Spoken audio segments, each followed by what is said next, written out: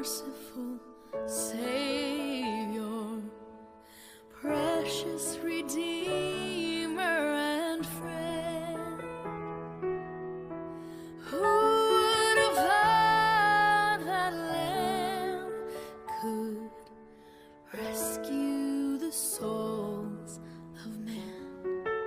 Oh, you rescue the souls of men.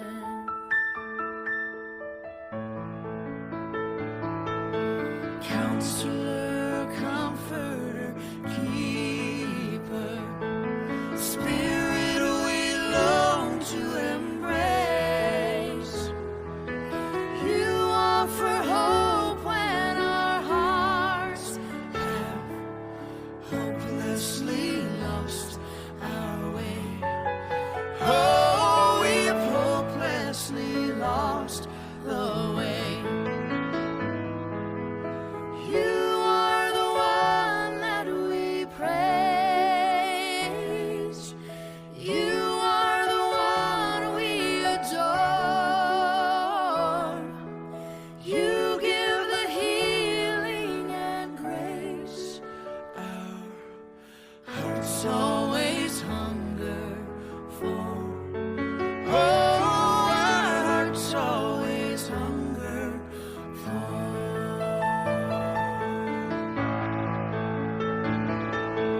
Almighty infinite Father, faithfully loving your own. Here in our weakness you find us, falling before your throne. Oh, we're falling before your throne. You are the one that we praise. You are the one we adore. You give the healing and grace. Our hearts always hunger for. Oh, our hearts always hunger for. You are the one that we praise. You are the one we adore. You give the healing and grace. Our hearts always hunger for. Oh, our hearts always hunger for.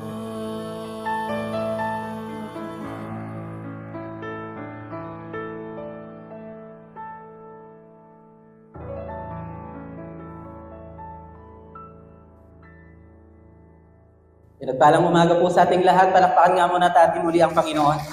Hallelujah. Are you excited, church? Hallelujah. Pakibati mo nga yung katabi mo ng blessed morning yan.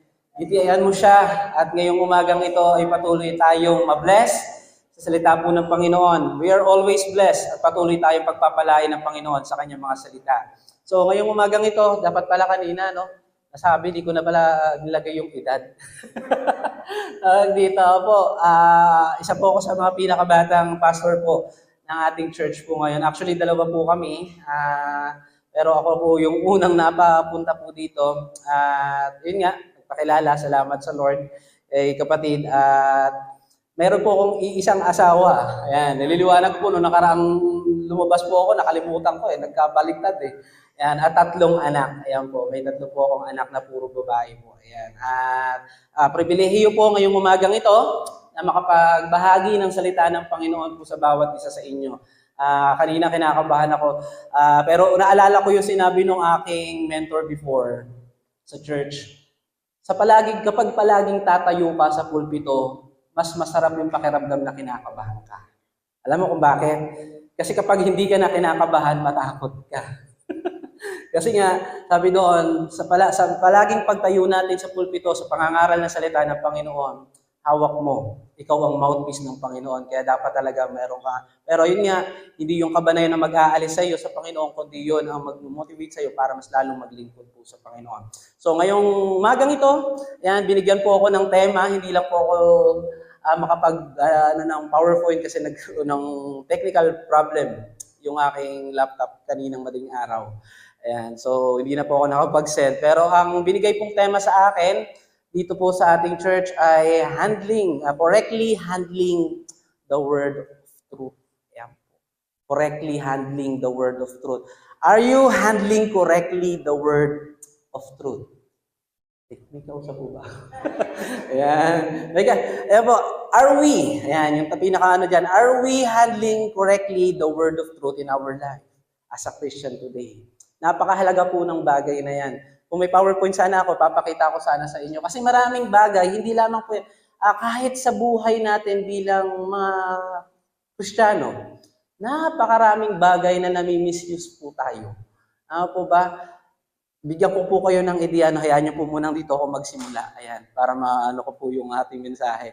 Ayan, saan po ginagamit ang hanger? Nakakita na po ba kayo ng hanger? Hindi ka Pilipino kapag hindi nakita ng hanger. Saan ginagamit ang hanger? Sa panampahin ng damit, naman po, Pero saan pa kaya nagagamit? Lalo na ng mga Pilipino, yung mga batang 90s dyan. Yan, naranasan nyo na ba na magamit din yun?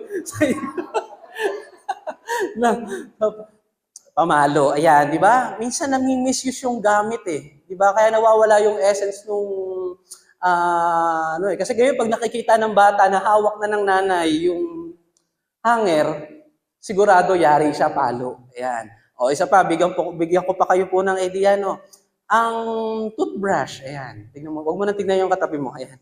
Ang toothbrush yan. Ayan. Nakita rin niya ng toothbrush. Okay, saan po ginagamit ang toothbrush? Sa ngipin. Ayan. O, sino po sa inyo nagamit ang toothbrush kung saan? Ayun, sa sapatos, So, naalala ko nung high school ako, pag pumapasok ako, talagang marumi, pinakamalinis na talaga ay yung sapatos. At ang ginagamit ko doon ay yung toothbrush. At talagang kapag uwi ko ng bahay, galit na galit yung kapatid ko. Ayan, kasi kung ano lang yung madampot ko toothbrush doon sa amin, ay yun lang yung aking ginagamit. At naku, galit na galit po ang aking kapatid. Nami-misuse.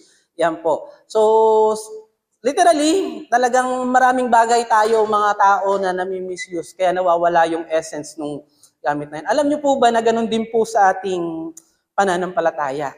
If we not handling correctly the Word, which is the Bible, the Word of God, in our lives, at hindi natin ito hinawakan ng maayos sa buhay natin or ginamit natin ng maayos sa ating buhay ito, maaari po pala itong ma-misuse. Kaya po ito po yung tema, correctly handling the word of truth. Ayan po ang ating pamagat. Ano po ulit ang ating pamagat? Are you excited na hawakan mo at tayuan mo ang salita ng Panginoon ng tama sa harapan ng Diyos? Yan po ang ating tungkulin. At babasahin ko po yan dito po sa text sa 2 Timothy chapter 2 verse 15. At ito po ang paalala ni Apostol Pablo sa mga mananampalataya, mali at higit sa kanyang anak sa pananampalataya na si Timoteo. Sabi po dito, do your best to present yourself to God as one approved worker who does not need to be ashamed and who correctly handles the word of truth. Tayo pong lahat ay sandaling manalangin. Heavenly Father, we thank you for your word. We thank you for this morning, Lord, sa buhay ng bawat isa at patuloy na ikaw po ay mabigyan namin ng pagsamba ngayong umagang ito sa aming pakikinig ng iyong salita. Isang bukas na puso ang aming hinihiling, Panginoon. Sa iyo, patuloy na magsalita ka at kumilos ka sa buhay ng bawat isa sa amin. Makita namin, Lord, ang halaga ng iyong mga salita at hawakan at matayuan po namin ito ng tama, Panginoon, bilang iyong mga representative ng iyong kaharian. Maraming salamat po, pagpalain mo po ang bawat isa. Ako na iyong lingkod, gamitin mo lamang, Panginoon, ngunit ako'y tago sa iyong likuran at patuloy na ikaw ang maitaas at maparangalan sa umagang ito. Maraming salamat po. Sa iyo po ang papurihan. Ito po ang aming dalangin sama-sama. In Jesus' name we pray and everybody say, Amen and Amen. Yan. Palakpakan nga muna natin si Lord. Ayan po. At ito po yung sinabi, ito po yung paalala ni Apostol Pablo. Sino po si Timoteo? Siya po ay anak sa pananampalataya. ni Apostol Pablo na kung saan dumating na sa panahon na kinailangan ng tumayo, tumindig. Sabi doon sa kanyang pananampalataya. At hindi lamang tumindig sa pananampalataya, kundi manguna. Ayan. Talagang sa isang simbahan, napakahirap yung nangunguna. Amen po ba doon? Diba? Kasi sa isang taong nangunguna, ikaw man ay pastor, ikaw man ay leader ng iglesia, sabi dito, it's napakaraming struggle na haharapin. Kung ordinaryong membro ka, marami ka rin haharapin.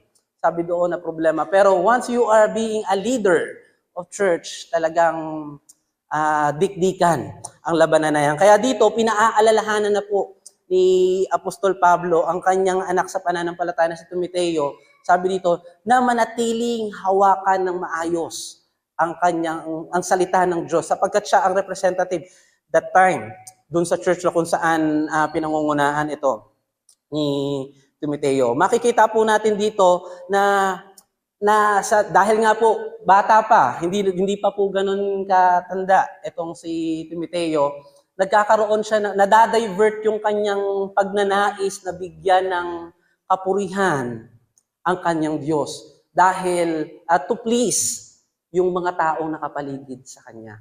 Napakahirap sa isang taong manguna kapag maraming mas matatanda sa iyo. Tama po ba? Kaya dito, pag nabinasa natin yung Book of Timothy, makikita natin may mga paalala si Apostol Pablo kay Timoteo na igalang mo ang mga matatandang lalaki na kagaya ng iyong ama.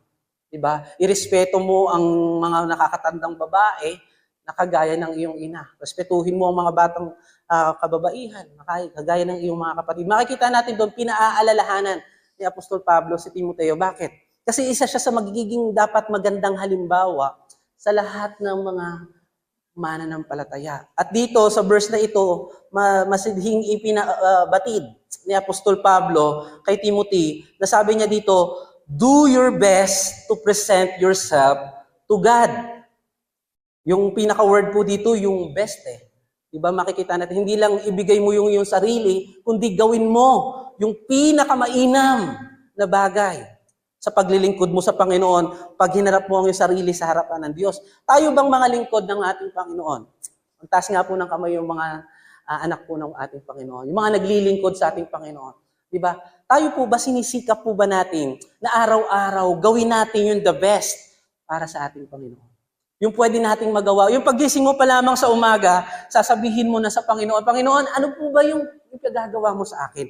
Ano po ba yung pwede kong gawin na masunod ko ang iyong kalooban? Panginoon, ano po ba yung pwede kong gawin para maging pagpapala din ako sa kapwa? Sapagkat, kung tawagin ka ng Panginoon bilang kanyang anak, tinawag ka rin niya para maging daluyan ng pagpapala, hindi lamang sa iyong pamilya, kundi sa mga taong nakapaligid sa iyo. Kaya po dito sa verse na ito, sinabi po ni Apostol Pablo kay Timothy, do your best to present yourself to God as one approved worker who does not need to be ashamed.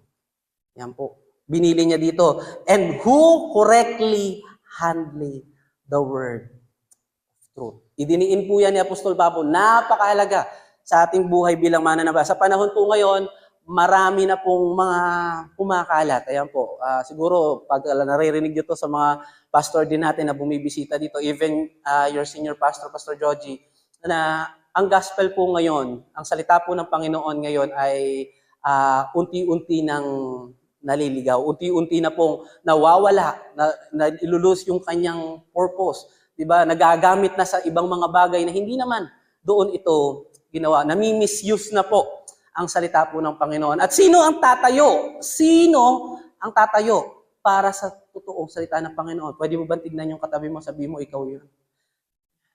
Diba? Ikaw yun. Walang ibang tatayo kundi tayo. Diba? Kaso nga lang po, bagamat maraming Kristiyano ang alam na sila po ay kailangang tumayo, pero hindi lahat ay willing na tayuan ang salita po ng Panginoon. Siguro mas maganda dito, hindi lamang po how to handle correctly the Word of God, but how to live it. Yan. Mas medyo iano natin. Kasi maraming Kristiyano ngayon, bit-bit ang salita ng Panginoon, pero nakakalungkot, no? Nakakalungkot. ay hindi nakikita sa ating buhay na buhay ang salita ng Diyos. Naniniwala po ba kayong buhay ang salita ng Diyos?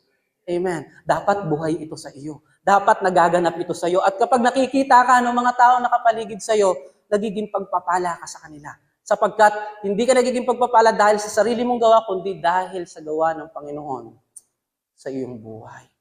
Napakahalaga po ng bagay na yan. And kung paano po ito po, meron pong ilang bagay dito. How to use correctly the word of truth in our life. Ito po yung pinakamalaking question.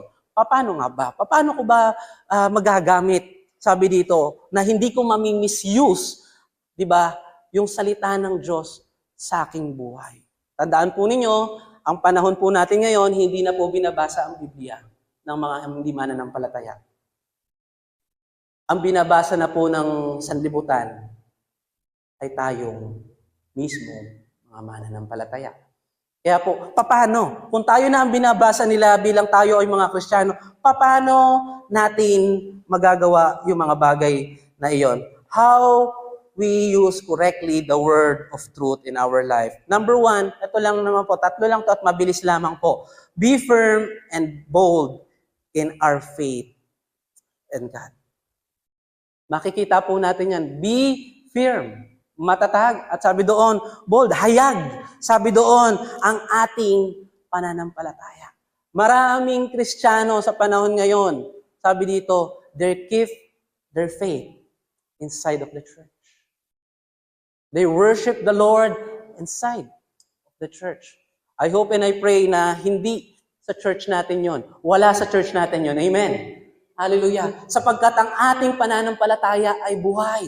Sabi doon, tinawag tayo upang ihayag ang ating pananampalataya. Sabi doon, we use correctly the word of truth, be firm and bold in our faith.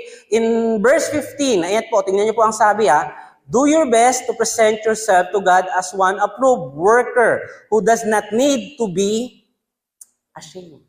Yung word na ashamed, ano po bang ibig sabihin ng ashamed? Nahihiya. Ito po yung malaking problema ng Christianity sa panahon natin ngayon. Tama po ba? Hindi dahil sa hindi ako marunong magbahagi ng salita ng Panginoon, hindi dahil sa hindi ako marunong magpatotoo sa Diyos. Lahat tayo marunong. Amen? Ang problema, nahihiya. Di ba? Tinatago natin yung ating pananampalataya, which is, hindi tayo tinawag ng Diyos para itago yung ating pananampalataya, kundi upang ito ay ihayag. Sabi dito, upang maitaas ang ating Panginoon, upang makilala ang ating Panginoon. Makikita po natin yan. Dito po, ang sabi po doon, ayan, gospel. Ano po ba yung ashamed na sinasabi na ito? At ano po ba yung diin? Bakit? Kasi 3 beses po yung binanggit ni Apostol Pablo eh. Kung babasahin po natin yung chapter 1 ng 2 Timothy, 3 beses sa chapter 1 sinabi yung word na ashamed. Yan. At meron siyang binigyan ng diin sa 3 yan kung bakit niya sinabi yan at dapat matutunan po ni Timoteo. Makikita po natin iyan. Ano po ba yung ashamed na tinutukoy dyan? Sabi dito, ashamed to testify. Teka lang po. Ayan. Ashamed to testify the truth.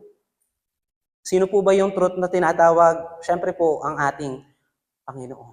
At ano po ang sabi ng ating Panginoon? Ano ang turo? Kung babalikan po natin, ayan, babalikan natin yung panahon kung saan si Jesucristo ay mismong nagtuturo kasama ang kanyang mga apostol. Ito po ang sinabi ni Lord Jesus Christ about being shamed. In Luke chapter 9 verse 26, ito po Luke chapter 9 verse 26, whoever is ashamed of me and my words, the Son of Man will be ashamed of them when He comes in His glory and in the glory of the Father and the holy angels. Idiniin po ni Jesus, Bakit? Kahit pala sa panahon pa ni Jesus, sabi dito, yung mga mananampalataya, meron din pala sila, o yung mga taong sumusunod kay Kristo, nahihiya.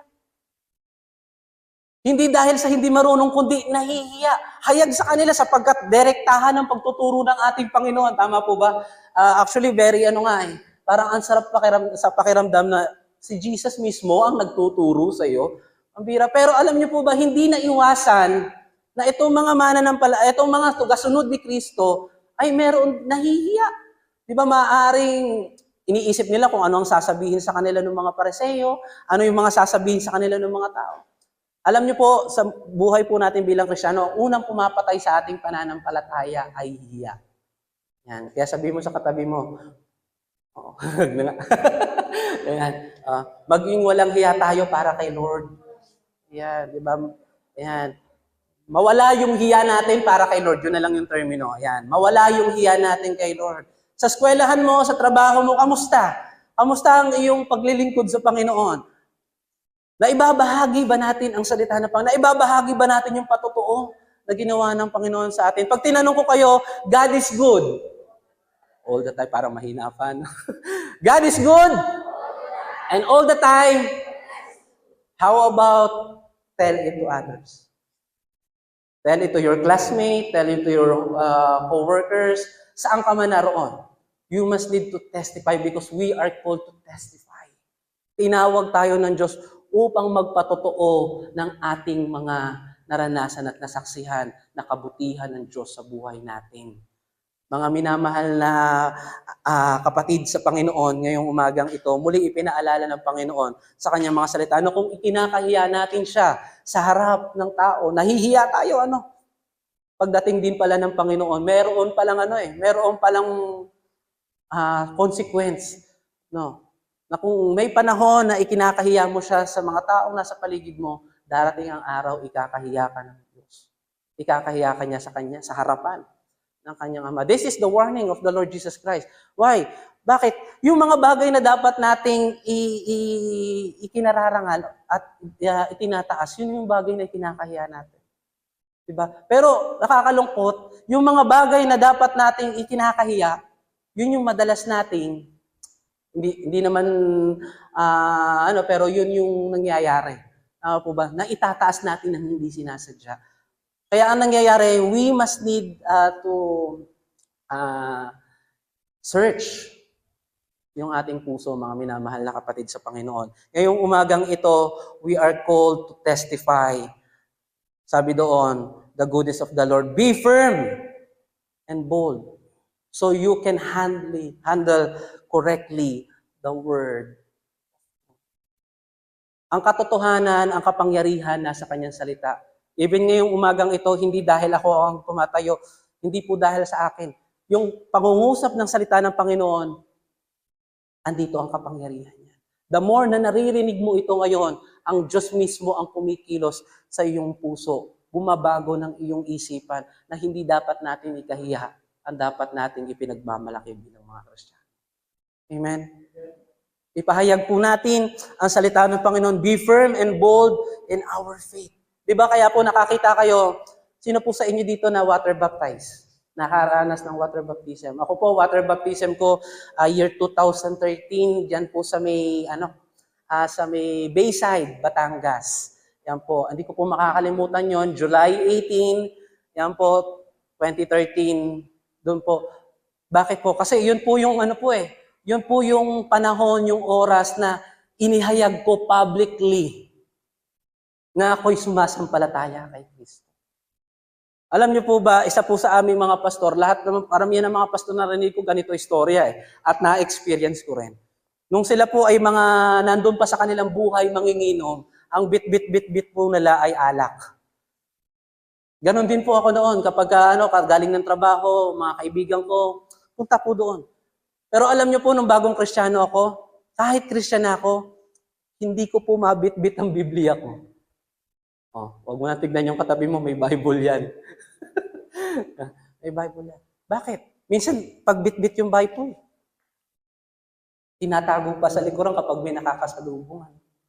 Diba? Bakit? Kasi yung mundong ito, lalaitin ka, aasarin ka. Diba? Pero alam niyo po bang doon din tayo tinawag? Even Jesus Christ, He experienced that. Kaya yung mga bagay na hindi natin dapat ikinakahiya, yung pag-carry ng Bible, yung pagdalo ng simbahan, yung pagbabahagi ng salita ng Panginoon, especially sa mga taong nangangailangan sa labas, hindi natin dapat yun ikinakahiya. Alam niyo po kung bakit? Kasi yun po ang nagpabago po ng buhay natin. Diba? Once tayo din ay katulad din po nila.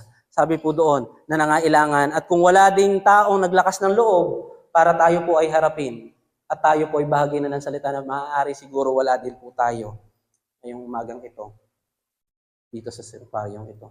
Mga minamahal na kapatid, we are encouraged to be firm. Maging matatag po kayo.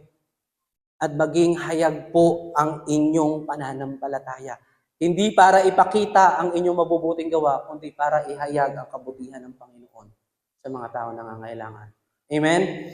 Hallelujah. This is number 1. Ayan po. Ayan. Ano po ba yun? Sabi dito, tignan nyo po kung mababasa po natin yung verse dito sa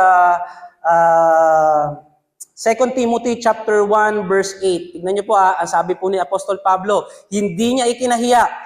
Sabi niya dito, be not thou therefore ashamed of the testimony of our Lord, nor of me his prisoner, but be thou partaker of the affliction of the gospel according to the power of God.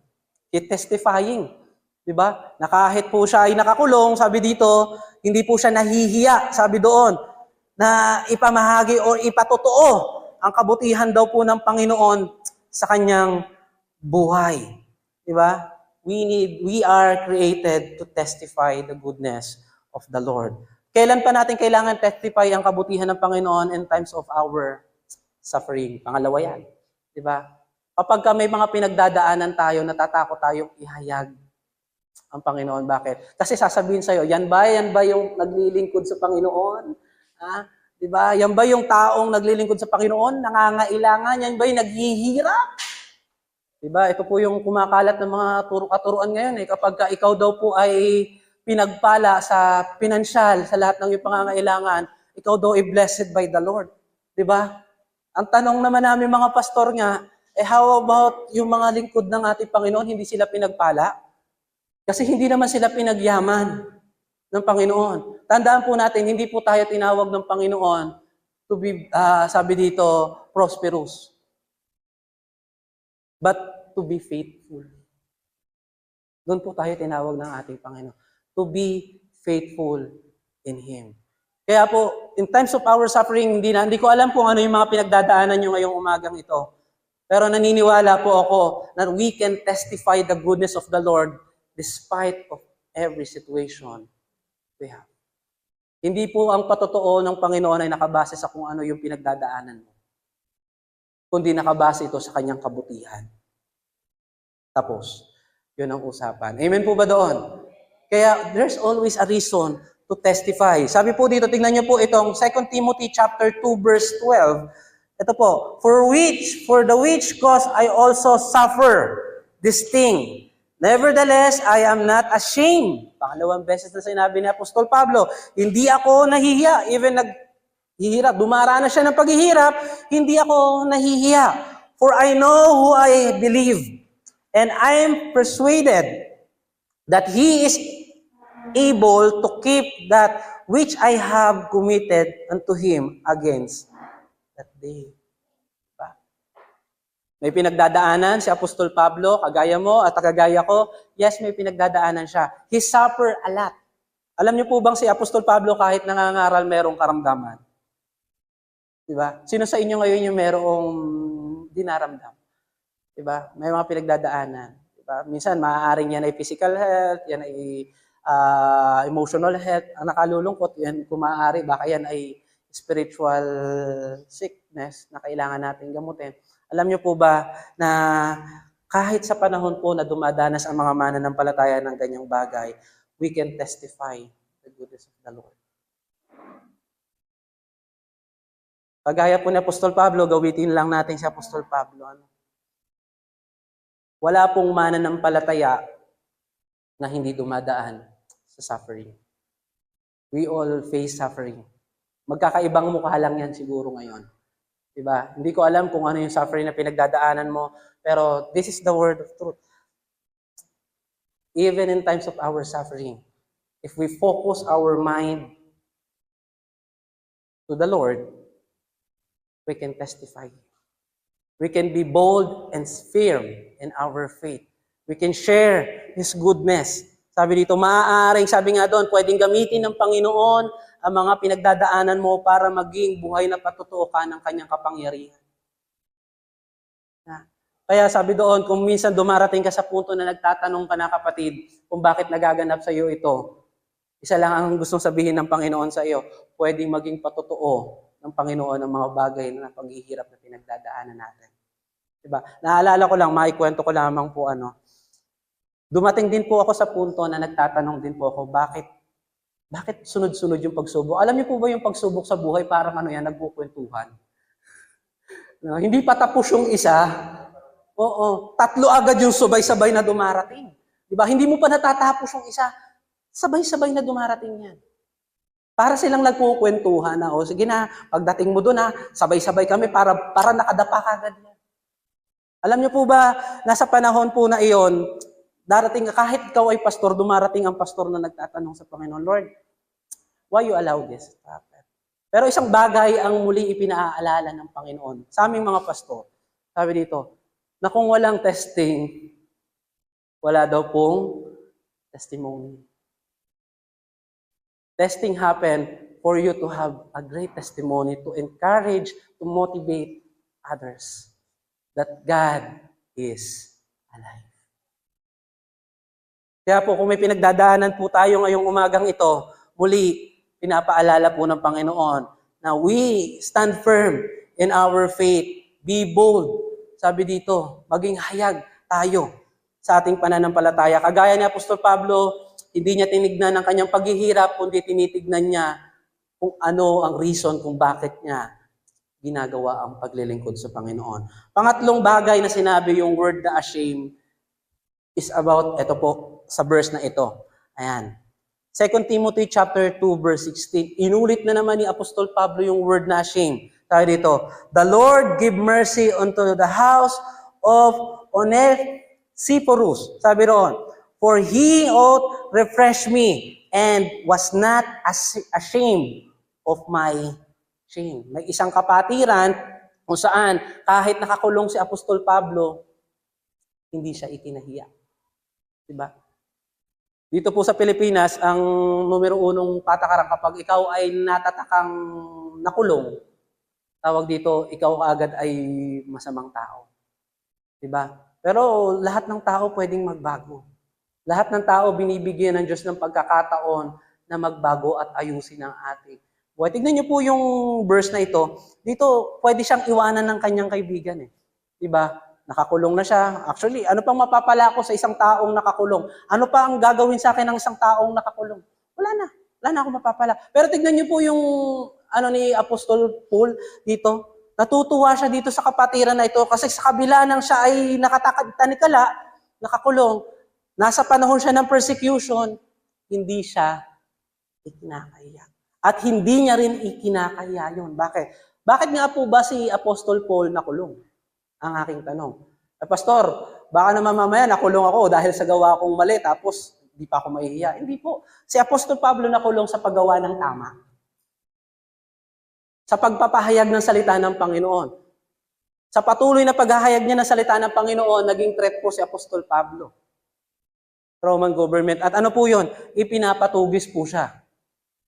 Sa paggawa niya ng matuwid, kaya po siya nakulong. Pero yung mga taong gumagawa ng liko at nape-persecute, di ba?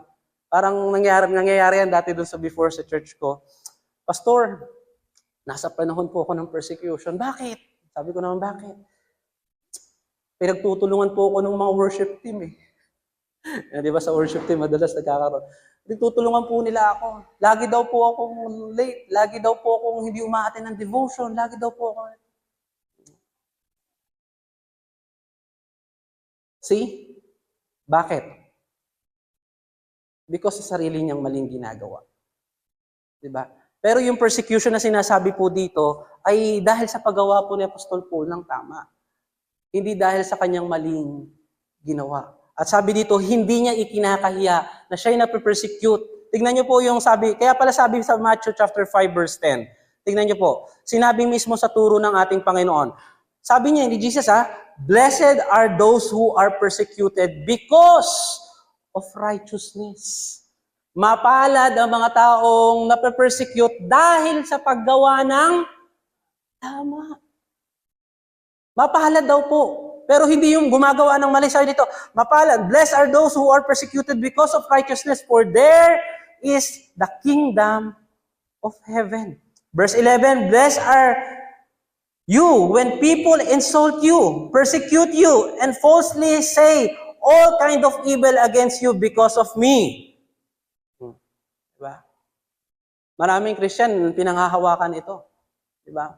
Mapalad ako, kapatid, kapag ako'y pinagsasalitaan, pinagwiwikaan ng mga pangit na salita. Diba?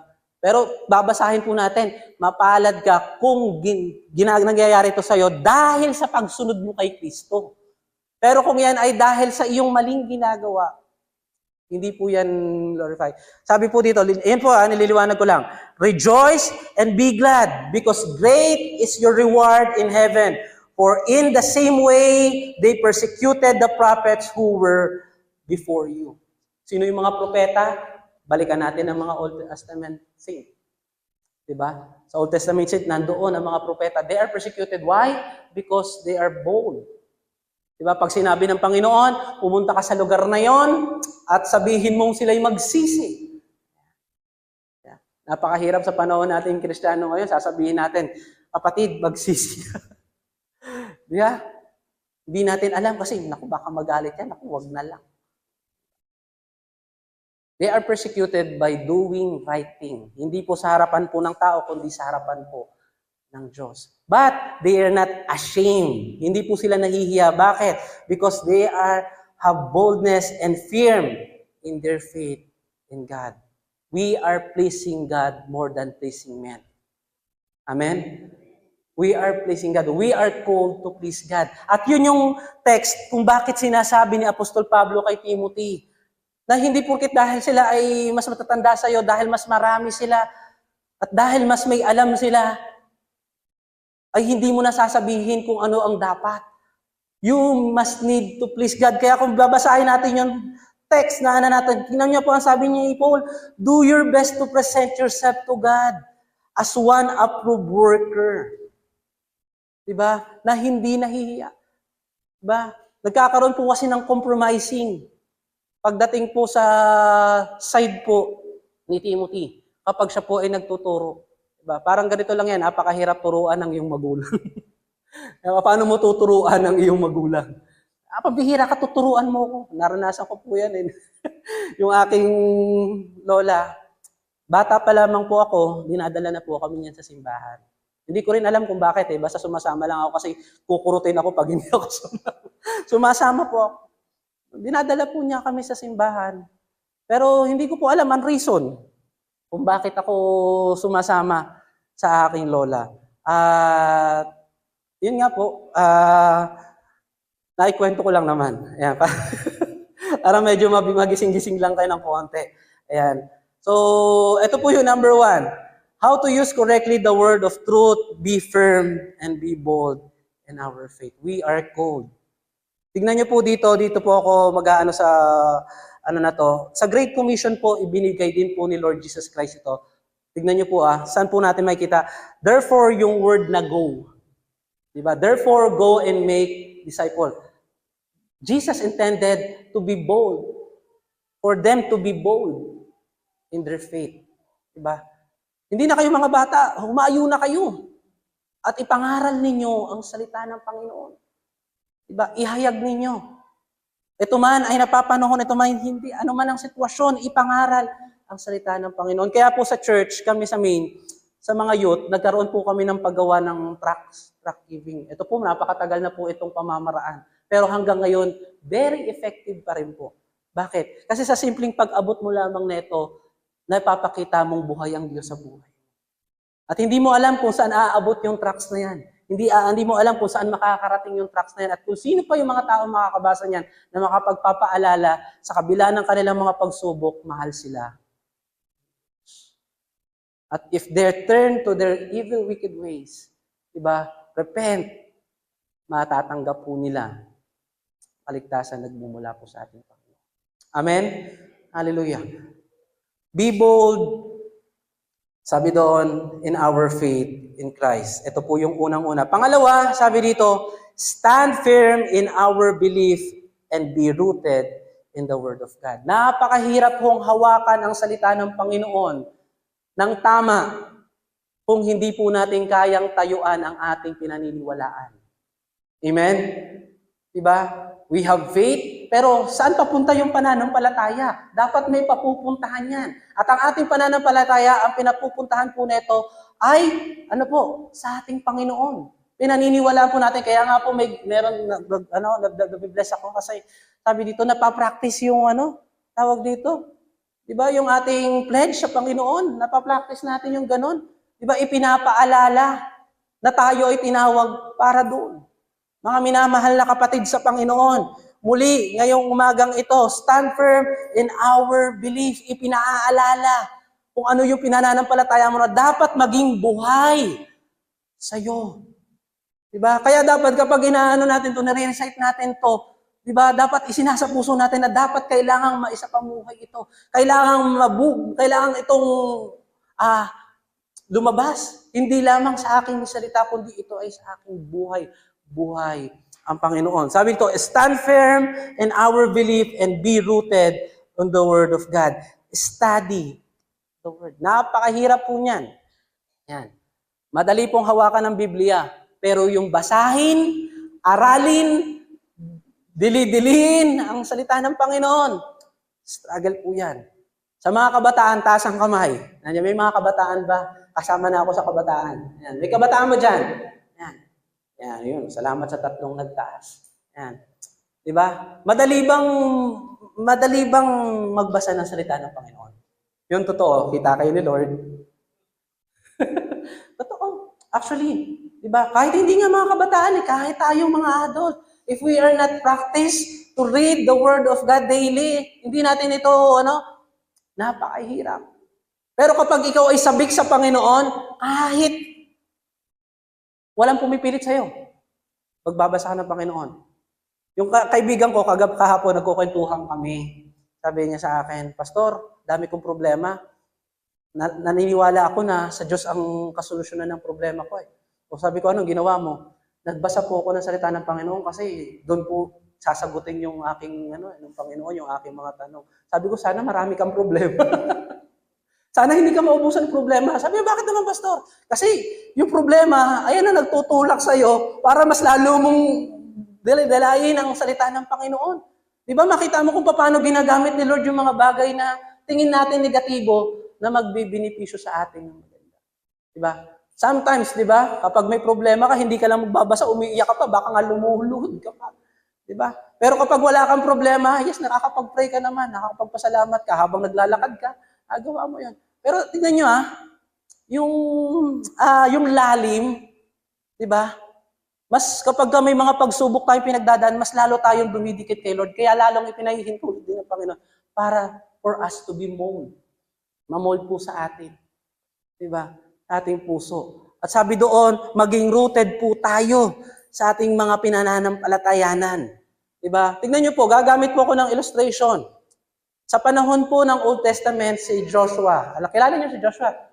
Ayan, di ba? Ang tagasunod na, ayan, ang sumunod na leader na ng bayang Israel. Sa panahon po na ito, patay na po si Moises at siya na po ang magli-lead sa bayan. At hindi niya rin alam kung paano pangungunahan. Bakit? Nakita niya si Moises, sa panahon na nangunguna si Moises, halos tumanda na lang si Moises, hindi natuto ang bayang Israel. Paulit-ulit yung kanilang ginagawang katigasan ng ulo, paulit-ulit yung kanilang kahinaan, paulit-ulit. At nakita po niya yung kaya nung namatay si Moises at siya na parang ang laking big deal sa kanya noon. Kaya napanghihinaan. Lahat po tayo mga Kristiyano dumarating sa point na napanghihinaan tayo. At sa panahon na napanghihinaan tayo, the word of the Lord encourage us. Tingnan niyo po ang sabi po dito. Ayan. Ang bilin po ni Lord, ni Yahweh, kay Josue sa panahon na yon, in chapter 1 verse 8 of Joshua, this book of the law, hindi ito Bible book of the law pa lang po ito, wala pa pong Bible, hindi pa po nakakakanonize sa panahon na ito ang Biblia. Pero tingnan nyo kung paano yung direction ni Lord kay Joshua sa panahon na to. This book of the law shall not depart out of your mouth. Hindi dapat mawala. Pambira, 24 hours a day, 7 days a week. hindi dapat mawala. Parang ang hirap. Di ba? But thou shalt not meditate there day and night. Meditate day and night. Paano? Araw at gabi, i-meditate mo ito. Ano ba ang pangako? That you may observe to do according to all that is written. For then thou shalt not make thy way prosperous, and then shall not have good success in your life. Andun pala ang pangako ng Panginoon, mga minamahal na kapatid. Sa panahon po ni Joshua, na kung didili-dili niya at pag ninilay-nilayan niya ang salita ng Panginoon, sabi doon, mayroong magandang bunga sa panahon niya. At sa panahon din natin ngayon, if we are always reading the word of the Lord, pinupuno natin ang ating sarili. Ang tanong ko ngayong umagang ito, ano ang mas pumupuno ng iyong buhay ngayong umaga?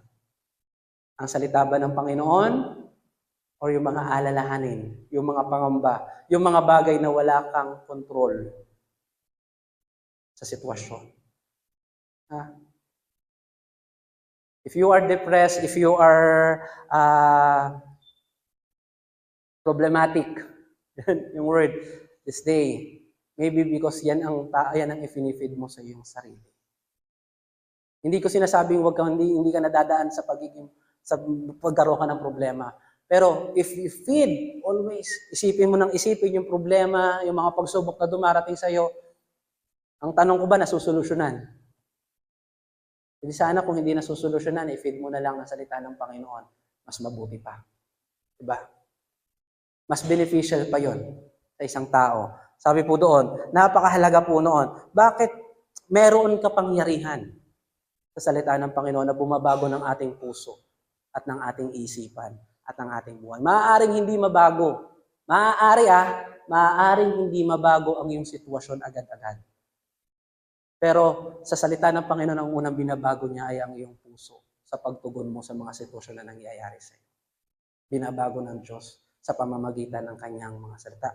Binibigyan kanya ng pag-asa, binibigyan kanya ng kalakasan para tayuan at lampasan ang mga bagay na iyong pinagdadaanan. Sabi po dito, bakit? Kasi po ang salita po ng Panginoon ay mayroong kapangyarihan na siyang kikilos sa buhay ng bawat isa po sa atin.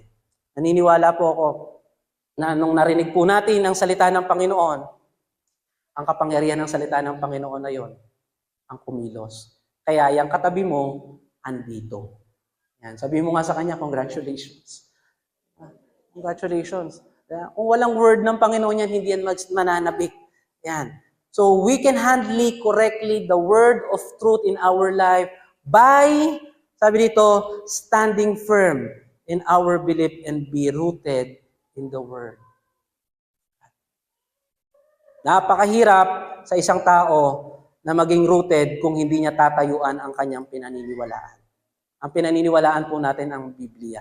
At wala na pong iba. It is absolute na po sa ating buhay bilang mga mananampalataya na reliable ang Bible sa buhay natin. Amen po ba?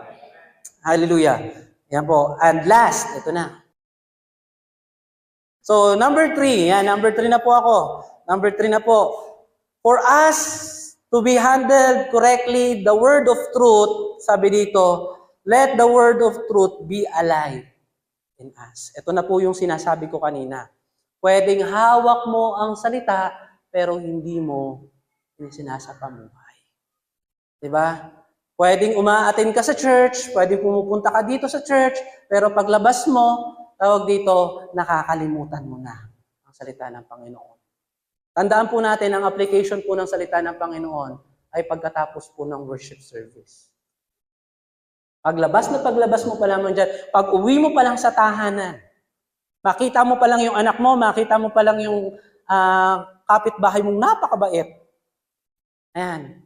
Diba? Binabati mo na. Kahit hindi ka binabati, kahit ginagawan ka na mali, sinusuklian mo na mabuti. Bakit? Hindi mo lang hawak ang salita ng Diyos, kundi buhay sa iyo yun. Ikaw ay buhay. Ikaw at ako, yung katabi mo, buhay na patotoo ng kabutihan ng Diyos. Story na naman, mahilig si Pastor magkwento. Ayan. Yung kapitbahay ko po, nung lumipat po ako 2020, doon sa lugar po namin na yon, nambubuhos po yun ng ihi sa mga taong maiingay. Yan. Kapag may dumadaan doon at meron pong motor na open yung muffler, pambihira, nako, nagkakademandahan po yun, nadedemanda po yun dahil nambubuhos siya ng ihi. At sabi ng mga kapitbahay, Pastor, mahirap makasundo yan. Ang pangit ng ugali ng taong yan. And habang nag-observe din ako ng mga ilang panahon, nakikita ko, galit lahat ng tao sa kanya. Galit ang lahat ng tao sa kanya. And I pray, Lord, bakit mo ko dinala sa lugar na ito? Bakit mo ko tinabi dito? Bakit pwede naman sana doon naman sa doon naman sa mai-evangelize? Baka nag-share pa lang ako, binubuhusan na ako ng ihi na ito. Nagtatanong ako, Lord, bakit mo ko idinikit dito? Ano ang purpose ko? Kasi naniniwala po ako, pag ikaw ay dinala ng Diyos sa isang lugar, may purpose ang Diyos sa'yo doon. May ipagagawa si Lord sa'yo doon. Kaya pray ako ng pray. Minsan, pag nakikita ko yung ginagawa niya, minsan nadudumihan din yung puso ko, naaasar din ako sa kanya. Pero sabi ko, Lord, paano ba itong taong ito? Ano bang gagawin dito? Isang araw, nagwawalis po ako doon sa aming tapat. At umaga, nagwawalis po ako doon sa aming tapat at nililinis. Nakita ko po na yung dumi, galing doon sa kanya. Pag humangin, papunta po rito. Kaya pag nilinis ko yung tapat ko, ay tawag dito, bumabalik yung dumi. Kaya sabi ko, bihira, abat yung dumi nun. Ayokong kausapin. Kasi nga baka mamaya ay ma-open, masaktan. Ayokong kausapin. Sabi ko, Lord, ang gagawin ko? Sige, walisan ko na lang. Sinubukan kong walisan. Binalisan ko po. Binalisan ko ng walisan. Hanggang sa nakasanayan kong walisan siya tuwing umaga. Kasi alam kong pupunta yung dumi sa akin eh. Winawalisan ko na. Alam niyo po, nung one time lumabas siya na nakita niyang nagwawalis ako, wala akong motibo na para makipag-ayos sa kanya. Wala eh. Wag lang madumihan yung yung side ko, wag lang makalatan. Alam niyo po, sabi niya, Pastor, ang bait mo naman. Sabi ko, ha? Hindi ko ina-expect. Wala akong reason para gawin sa kanya yon. Ang akin lang, wag lang madumihan yung ko. Pero isang bagay, yung wala kang intended na ipakita pero meron siyang nakitang bagay, ayun pala yung leading ng Panginoon. Unti-unti yung kapitbahay ko na pangit ang ugali na yon. Unti-unti, actually po, yun po yung unang nagbibigay ng ulam sa amin. Yun po ay nagluluto. Hindi ko po alam.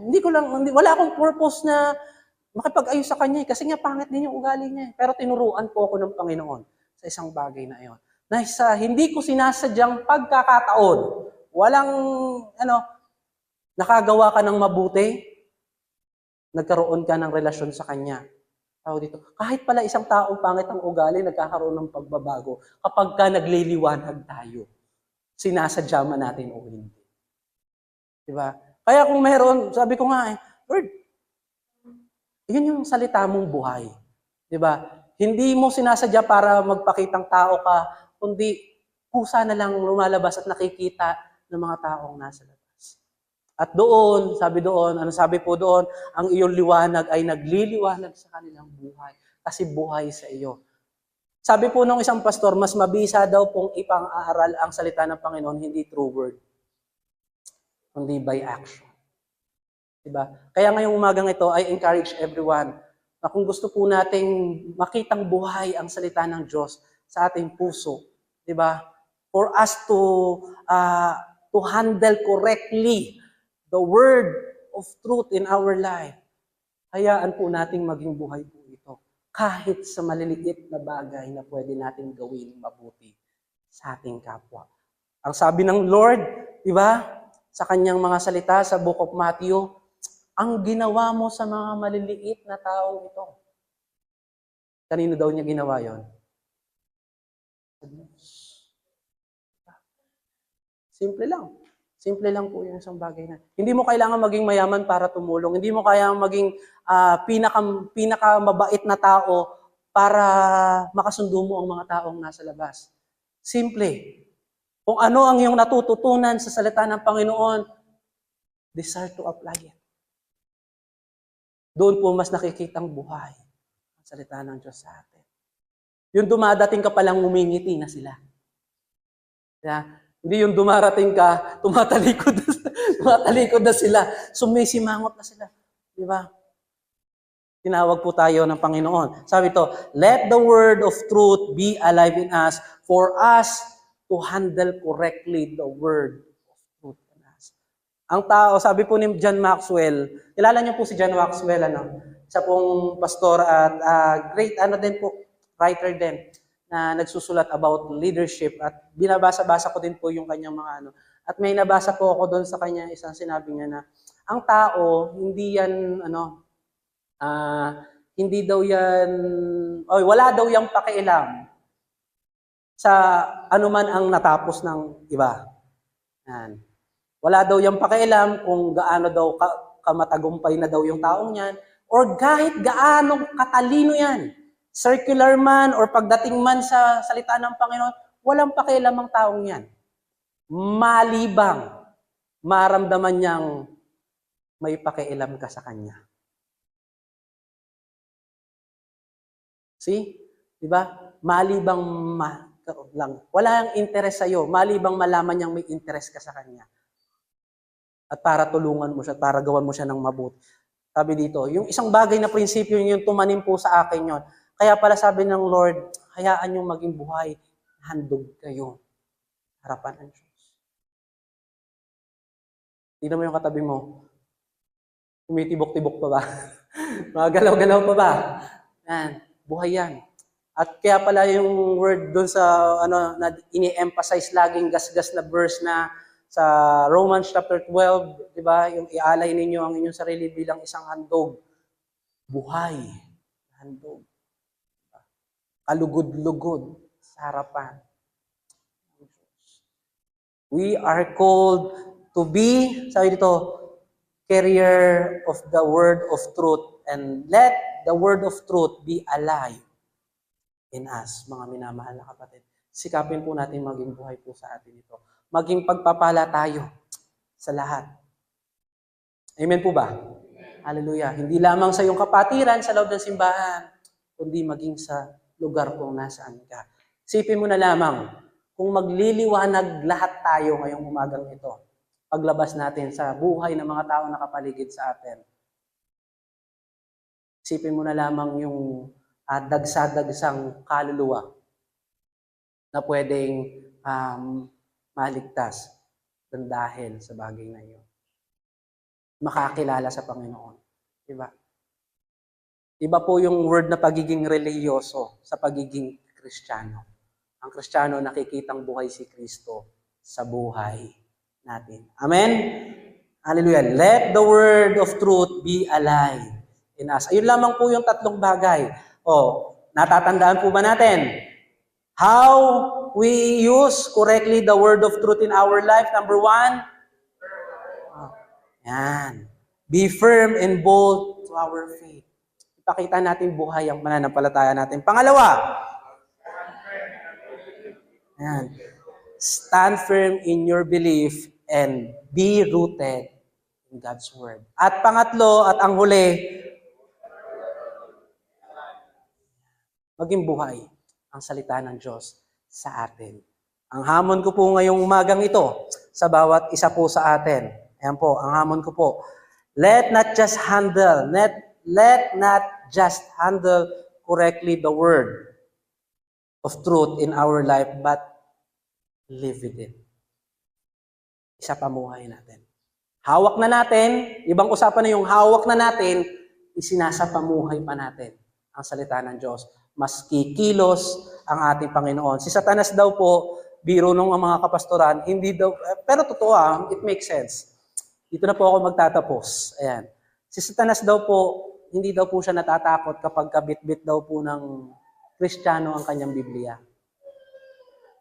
Nag-i-start daw mangamba si Satanas kapag ang isang Kristiyano na dala ang kanyang Biblia ay sinisikap ng isa pamuhay ang Biblia. Diyan daw siya natatakot. Kaya pag nangyayari sa inyo yon, darating napipigilan kayo, darating na i-discourage kayo, di ba? Darating yung punto na yon. Pero mga minamahal na kapatid sa Panginoon, muli, kapag dumating yung pagkakataon na ibig sabihin, yun na ang patotoo na ikaw ay namumuhay na sa salita ng Diyos.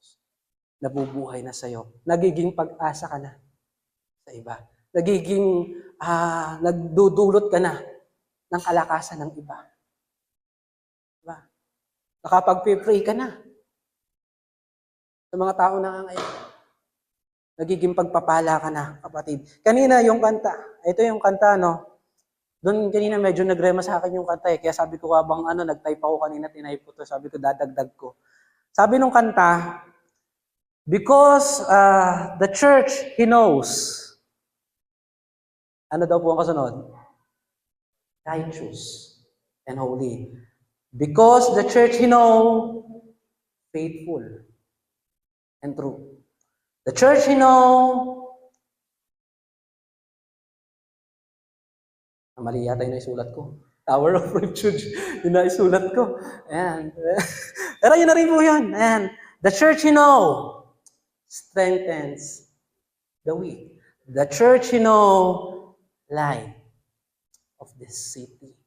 Yan yung tumatak sa akin kanina. Sabi ko, Lord, ito ang design ng Christianity. And if we correctly handle the Word of God, Lord, we will be magiging isa kami doon. Ngayong umagang ito, gusto mo bang makiisa, kapatid? Gusto mo bang maging parte? Ang buhay na yan na hiniram mo sa Panginoon, magamit para sa kanyang kapurihan. At doon, maging pagpapala sa iba. Sige po, tayo pong lahat ay tumayo. Hallelujah. We thank you, Lord. We thank you, Father God. Thank you, Lord Jesus Christ. Thank you for your word. 1 Timothy chapter 2, verse 15. This Paul said, and this is our main text, do your best to present yourself to God as one approved, a worker who does not need to be ashamed, and who correctly handle the word of truth. Ngayong umagang ito, are we desiring? Are we desiring, Lord? Gusto kong magamit yung buhay ko. Gusto kong magamit yung buhay ko bilang isang buhay na patotoo, Panginoon. Buhay na patotoo na pinanghahawakan at isinasapamuhay ang iyong katotohanan. Ang iyong katotohanan sa buhay namin. Lord, kung may mga pagkakataon sa buhay ng bawat isa po sa amin, Lord, nagkaroon kami ng pagkakataon, hindi namin nagampanan, Lord. Hindi namin nahawakan, Lord. Hindi naging buhay sa amin ng iyong mga salita. Muli sa umagang ito, kami po yung humihiling ng kapatawaran. Tawarin mo po kami, Panginoon. At aming hiling, kami po yung linisin muli, Panginoon. Patawarin sa aming mga pagkukulang. At sa umagang ito, Lord, we decided, Lord, we commit ourselves sa iyo. We recommit ourselves to you, Lord. Na Lord, hindi na lang namin basta hahawakan ng iyong mga salita. Kundi Lord, araw-araw, Lord, sisikapin po namin. Isa pamuhay ito, Panginoon, upang maging buhay ito, Lord, sa aming mga buhay, Lord. Maging buhay ito, Panginoon. Lord, kung meron kaming mga kahinaan ngayong umagang ito, tulungan mo po kami, Panginoon. We ask for your help, Lord. Guide us, Lord. Empower us, Lord. Patuloy naming maranasan, Panginoon, ang paglakad sa iyong kalooban. Hindi kami perpekto, Panginoon, pero meron kaming perpektong Diyos, Panginoon. Sa anumang oras pwede naming lapitan, Panginoon, pwede naming masandigan, Panginoon. Despite of every situation ng iyong mga anak ngayong umagang ito, Lord, ikaw ang nakakaalam kung ano ang kanilang mga pinagdadaanan.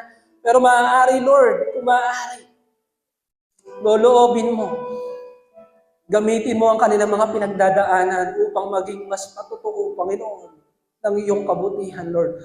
Twisted, Lord, sa iyong kalooban, Panginoon. Ang aming mga kalungkutan ay gamitin mong kalakasan, hindi lamang para sa amin, kundi maging para sa ibang mga tao, Panginoon, na nangangailangan ng iyong mga salita.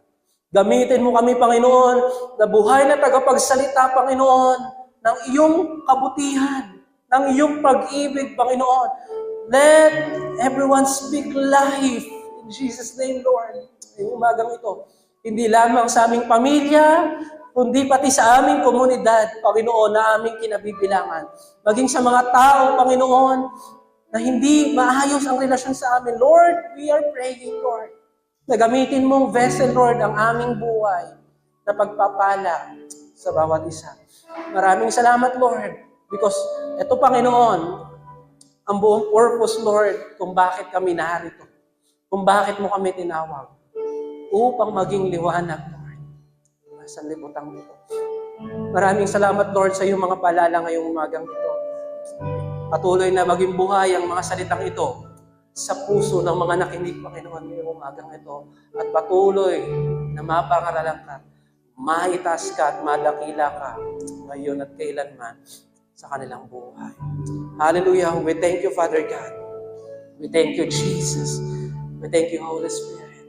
We thank you for your presence, Holy Spirit, in our midst. Strengthen us, Lord. Empower us. Motivate us, Lord, to keep going in our faith. To keep going in our journey as a Christian. At Lord, wala nang atrasan ito, Panginoon. Wala nang atrasan ito. Ano man ang mga pagsubok na aming kakaharapin, Panginoon, ikaw ang aming sasandigan at pananampalataya. Kapayapaan mo ang maghari sa puso ng bawat isa ngayong umagang ito. Patuloy na pagpapala ang kanilang maranasan ngayon at kailanman. Sa Kanya na makapag-iingat sa inyo upang hindi kayo magkasala at makapaghaharap sa inyo ng walang kapintasan at may malaking kagalakan sa Kanyang kaluwalhatian, sa iisang Diyos na ating tagapagligtas, sa pamamagitan ni Jesucristo na Panginoon natin. Sa Kanya ang kaluwalhatian, kadakilaan, kapamahalaan, at kapangyarihan, mula pa nung una, ngayon at magpakailanman. Amen at Amen.